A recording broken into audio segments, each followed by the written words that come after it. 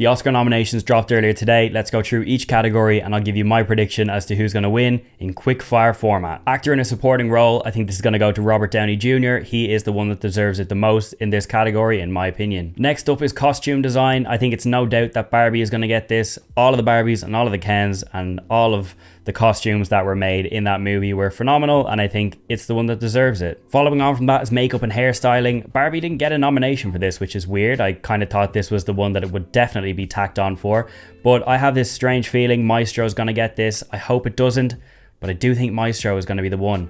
If it's not Maestro, I think it's going to be Poor Things. Now, both documentary short films, documentary feature films, along with animated short films and animated feature films, I haven't actually seen, so I'm not going to comment on these categories. I'm sorry, I'm not a big documentary guy, and all of the ones that are up for animated movies I haven't also seen, so unfortunately, I'm going to leave them to the side. So next up is adapted screenplay. I think this is going to be Oppenheimer. It has to be. If it's not, I'm going to be very angry. And next is original screenplay. Now, all of the signs would point towards Anatomy of a Fall being the winner here. I have this weird feeling that Maestro is going to get it, which would actually make me feel sick because I thought the screenplay and the script was so bad and is actually the one thing that held that movie down. Look, Bradley Cooper is fantastic and so is Carey Mulligan, but that script was terrible and I think that's the one thing that held it down. So if this did get it, I'd actually be so annoyed. But I do think it's going to be Anatomy of a Fall. Next up is actress in a supporting role. Congratulations to America Ferrera for getting her first Oscar nomination for her role in Barbie. But I do think that Divine Joy Randolph for The Holdovers is going to be the winner in this category. Next up is original song. I would love it to be I'm Just Ken because that is literally me. But I do think it's going to be What Was I Made For? That's my prediction. Either way, it's going to be a Barbie winner. One of my favorite categories is original score. I'm a sucker for a good score in a movie, and I think Oppenheimer is the one that blew me away the most and blew everyone away the most, quite literally. Blew us away like the aftershock of a bomb. But this was just one of the best scores I've ever heard. It just gives me chills, and I think if it doesn't win, that would just kind of be the end of me. I'd delete this page if it doesn't win. Following on is international feature film. I think it's going to be Society of the Snow, but don't be surprised if The Zone of Interest sneaks in there. But I'm going to go with Society of the Snow for this one. I do think it's a better movie and I think it deserves it more. Next up is animated feature film. This has my heart, Spider-Man Across the Spider-Verse. It really does, but unfortunately, I have to say, well, actually not unfortunately, because it's still a great movie. The Boy and the Heron, I think that's going to win it. Sorry that I said unfortunately. I just kind of was like, right, Spider-Man's going to win it.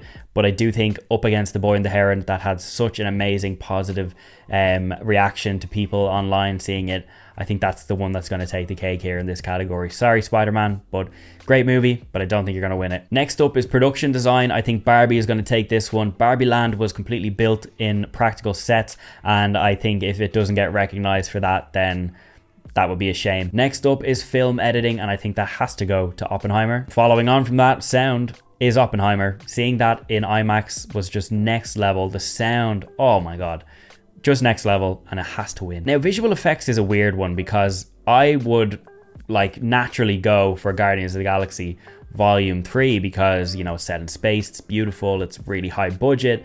But I do think that one movie that just came out of nowhere and just kind of took the hearts of the people is Godzilla -1.